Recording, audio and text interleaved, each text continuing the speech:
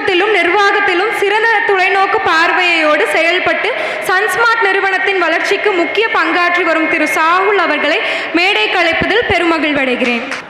இந்த நிகழ்வை சீரும் சிறப்போடும் செம்மையாக நடத்தி வந்து கொண்டிருக்கிற அருணாலயம் அறக்கட்டளையினுடைய அருணா முத்துக்குமார் தம்பதிகளுக்கும் அவர்களோடு பிணைந்து இந்த நிர்வாகத்தை நடத்தி வந்து கொண்டிருக்கிற ஆண்டவர்களுக்கும் சான்றோர்களுக்கும் வாழ்த்துக்களை கூறிட்டு, உண்மையாலுமே பேசணும்னு வரலை, திடீர்னு விவேக் பேசணுன்ட்டார், வேற வழி இல்லாமல் நிற்கிறோம். ரெண்டு விஷயத்தை இந்த இடத்துல கூறிட்டு விடைபெறணும்னு கடமைப்பட்டிருக்கோம்.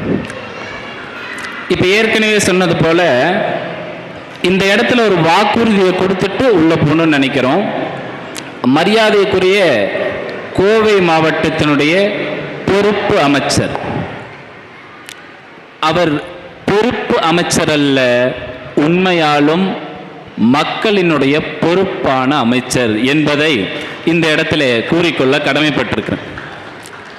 ஒரு நிகழ்வுக்கு வர முடியலன்னு தெரிஞ்ச உடனே வர முடியலங்கிறத நாங்கள் ஃபீல் பண்ணுறதை விட அவர் ஃபீல் பண்ண ஆரம்பிச்சிட்டார்.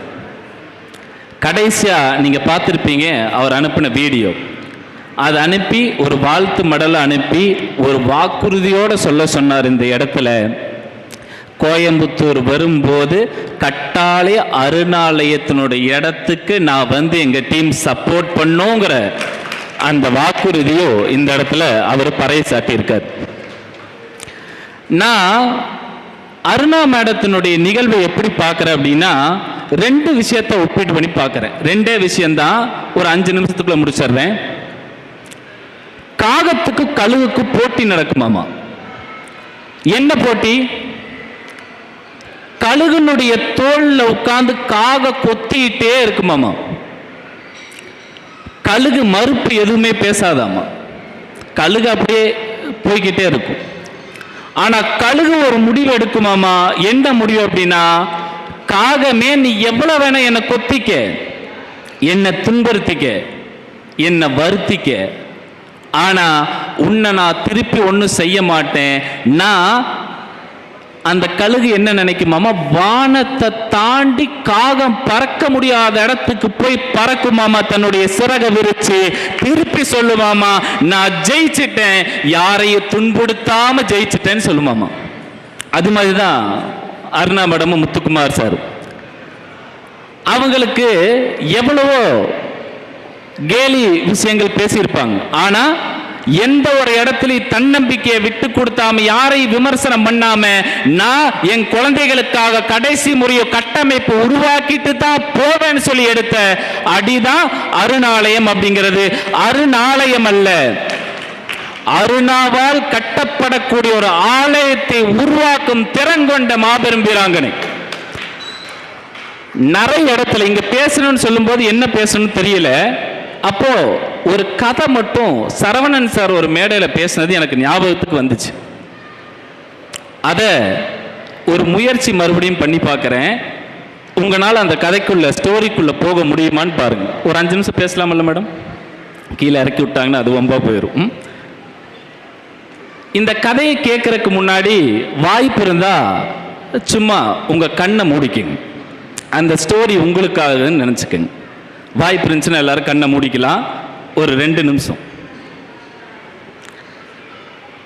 ஒரு நாள் ஒரு பெரியவங்க பேப்பர் எடுத்து படிக்கிறாங்க.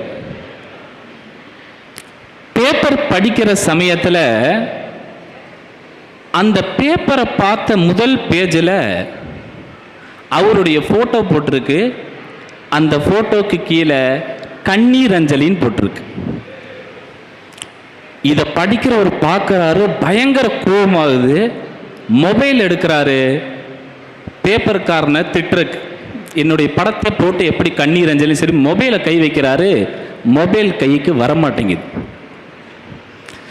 பயங்கர ப்ரெஷர் ஆகிறாரு, பயங்கர கோபமாகிறாரு. எங்கடி அப்படின்னு வீட்டு அம்மாவை கூப்பிடுறாரு. வீட்டம்மா உள்ள வேலை செய்யறது தெரியுது. ஆனா இவர் சொல்ற அந்த வார்த்தை வீட்டம்மா காதுக்கு போய் கேட்கல. என்ன நடக்குதுன்னு தெரியாம டக்குன்னு திரும்பி வீட்டுக்குள்ள போய் பார்க்கறாரு. அவரை வீட்டுக்கு நடுவுல படுக்க வச்சிருக்காங்க. இத பார்த்த உடனே உணர்றாரு, ஐயோ நாம இறந்துட்டோமே அப்படின்னு உணர்றாரு. ஐயோ நம்ம இறந்துட்டோமா, நம்மளை படுக்க வச்சிருக்காங்க. மனைவிட்ட போறாங்க, நான் சாகலடா, நான் கூட தான்டா இருக்க அப்படின்னு கட்டி பிடிச்சி அணைக்க பார்க்குறாரு. மனைவி காது கேட்கல, அழுதுட்டு இருக்காங்க. குழந்தைய பார்க்குறாங்க, 2 பிஞ்சு குழந்தைங்க விளையாடுடி, அப்பா இங்கே தான்டா இருக்கேன், அப்பா உங்கள்கிட்ட தான்டா இருக்கேன்னு கதறாரு. குழந்தைகளுக்கு கேட்கவே இல்லை. இப்படியே ஃபீல் பண்றாரு. திடீர்னு பார்த்தா தூரத்துல ஒரு நண்பன் ஓடி வந்து, நண்பா என்னை விட்டுட்டு நீ போயிட்டேடா அப்படிங்கிறாங்க. அப்படின்னு அழுகிறாரு.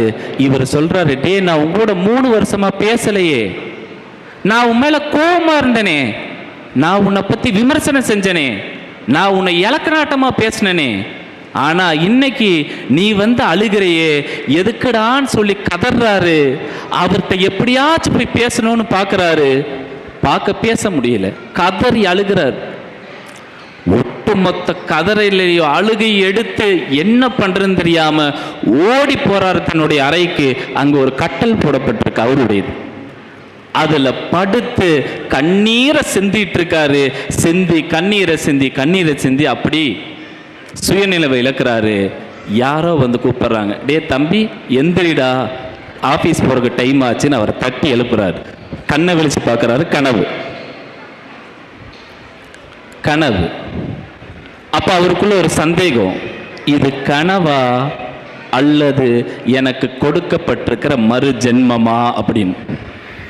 அப்ப நினைக்கிறாரு, இப்படி ஒரு கனவு வந்ததுக்கு அப்புறம் என்னுடைய வாழ்க்கையில நன்மையை தாண்டி வேற எதை குறித்து சிந்திக்க கூடாதுன்னு நினைக்கிறாரு. சிந்திக்கும் போது நினைக்கிறாரு நன்மையத்தான் செய்யணும்னு. அப்படி நன்மை செய்யக்கூடிய இடமாகத்தான் இந்த அருணாலயத்தை நாங்கள் 3 வருடங்களாக பார்த்து வருகிறோம். இது நன்மை நம்மை நோக்கி தேடி சம்பாதிக்கிற ஒரு இடம். ஆகவே ஒரே ஒரு வாழ்க்கை தான், ஒரே ஒரு பிறப்பு தான், ஒரே ஒரு மரணம் தான். அதில் நாம் என்ன செய்தோம் என்ற கேள்விக்கு பதிலை மட்டும் உங்கள் பார்வைக்கு விட்டுவிட்டு இந்த அருணாலயம் கட்டடமாக அடுத்த வருடம் இருப்பதற்கு நாம் அனைவரும் ஒன்றிணைந்து முயற்சி எடுத்து வென்று காட்டுவோம் என்று கூறி கடைசியாக ஒரு வார்த்தையை கூறி விடைபெறுகிறேன். வார்த்தை அல்ல, ஒரு கதை. இந்த கதையோடு முடிக்கப்படுகிறது. ஒரு குடிசை வீடு. அந்த வீட்டுக்குள்ள ஒரு தாத்தாவு பாட்டி வாழ்ந்துட்டு இருக்காங்க. மழை நல்ல வருது. அது ஒரு 8 கெட்டு குடிசை, பொருள் எல்லாமே இருக்கு. மழை ஒழுகுது. வீட்டுடைய கதவை யாரோ தட்டுறாங்க. மின்னல் இடி எல்லாம் அடிச்சிட்டு இருக்கு. அப்போ பெரியவங்க சொல்றாங்க, கதவை தரமா அப்படிங்கும்போது அந்த பெண்மணி சொல்றார், நாம படுக்கிறதுக்கே இடம் இல்லையா, யார கதவை திறந்து வரவேற்க சொல்ற? இல்ல நீ திறந்தோடனே ஒரு வயசுல ரொம்ப பெரியவர் உள்ள வரலாமான்னு கேட்கிறார். வந்து உட்காருங்கிறாங்க. இடம் இல்ல, குறுகி உட்கார்றாங்க. ஒரு 10 நிமிஷம் கழியுது. மறுபடியும் இடியினுடைய சத்தத்துல கதவு தட்டுற சத்தம். கதவை திறக்க போறாரு. அப்போ ஒரு சவுண்டு, திறக்காதீங்க, அவங்களுக்கு ஏன் உதவுறீங்க? இது சொன்ன அந்த வீட்டம்மாவா இருந்தா கூட பரவாயில்ல. ஒரு 5 நிமிஷத்துக்கு முன்னாடி ஒருத்தங்களை உள்ள விட்டாங்க இல்லையா, அந்த பெரியவர் சொல்றாரு, கதவை திறந்து யாருக்கு உதவாதீங்க. அப்போ அந்த பெரியவர், வீட்டில் இருக்கிற பெரியவர் சொல்றாரு, திறமா பார்த்துக்கலான்னு. மனைவி திறக்கிறாங்க. இன்னொரு நபர், 3வது அதே மாதிரி ஒருத்தங்க கதவு தட்டுற சத்தம். இப்ப எல்லாரும் சேர்ந்து சொல்றாங்க, கதவை திறந்தேன்னா மண்டகாஞ்சர் கதவு திறக்க கூடாதுங்கிறது. ஆனா அந்த பெரியவர் சொல்றாரு தர. அப்படிங்கும்போது திறந்து பார்க்கும்போது ஒரு கழுதை நின்றுட்டு இருக்கு. அப்போ வீட்டுக்குள்ள இருக்கிறவங்க எல்லாம் பேசிக்கிறாங்க, மனுஷனுக்கே படுக்கிறதுக்கு இடம் இல்லை, இதுல கழுதை வேறையா, நிப்பாட்டுப்பான்னு சொல்லும் போது இதை கேட்ட கழுதை அப்படி ஓரமா போகுது. இந்த பெரியவருக்கு மனசு ஃபுல்லாமே வலி. அந்த கழுதை பின்னாடியே போறாரு. இவர் வீட்டை விட்டு வெளியே வந்துடுறாரு. வந்து நீ வா நம்ம அட்ஜஸ்ட் பண்ணி படுத்துக்கலாம். அங்கே வந்து அந்த கழுதை சொன்ன வார்த்தை வரலாற்றில் குறிப்பெடுக்கணும். இந்த கழுதையிட்ட பேசிட்டு இருக்கும்போது திடீர்னு ஒரு இடி கேட்குது, அந்த குடிசை உடையுது, அந்த குடிசையில் இருக்கிறவங்க இறந்துடுறாங்க. அப்போ கழுதை சொல்லிச்சு, இந்த வீட்டில் இருக்கிறவங்க இறக்க போறாங்கன்னு எனக்கு தெரியும், யாராவது மனிதநேயம் இருக்கிற ஒருத்தரை காப்பாத்துறதுக்காகத்தான் வந்தேன், அது நீதான்னு சொல்லும்போது அந்த மனிதநேயம் எந்த நெஞ்சத்தில் மிகையாக இருக்கிறதோ அந்த மாண்பு கொண்டவன் இந்த மண்ணை ஆழ்வான் என்று கூறி வாய்ப்புக்கு நன்றி கூறி விடைபெறுகிறேன். நன்றி, வணக்கம்.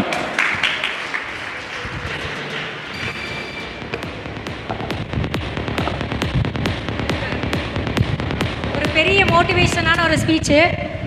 சாகுல் சாருக்கு நான் வந்து மனப்பூர்வமாக இந்த இடத்துல நன்றியை தெரிவிச்சுக்கிறேன். ஏன்னா பல இடங்களில் டென்ஷன் பண்ணுவேன். எவனாலும் சாப்பிடல, எவனாலும் சேட்டை பண்ணால் ஃபஸ்ட்டு ஃபோன், மீட்டிங்கில் இருப்பேம்மா, மீட்டிங்கில் இருக்கேன்னு சொல்லுவார். ஏதாவது எமர்ஜென்சியாக கேட்பாரு, ஆமாங்க சார் அப்படின்னு. சரிம்மா வீடியோ கால் அட்டன் பண்ணுங்க, நான் அந்த குழந்தைய கண்ட்ரோல் பண்ணுறேன். அதாவது என்ன சொல்கிறது, ஒரு பெரிய ஒரு உள்ளம் கொண்ட ஒரு மனிதர்னு சொல்லலாம். அருணாலயத்தில் நீங்கள் தான் அடுத்த ஹீரோ ஆகிட்டு இருக்கீங்க. அவருக்கு அடுத்து உண்மையிலே வந்து இப்போ நான் சரவணன் சாருக்கு ஃபோன் பண்ணுறதுக்கு கொஞ்சம் பயப்படுவேன். அவர் எப்படி என்ன நிலவரம் எப்படி இருப்பாருன்னு தெரியாது. எல்லா அப்டேட்டும் உங்கள் மூலியமாக தான் நான் கொண்டு போயிருக்கேன் சரவணன் சார்கிட்ட.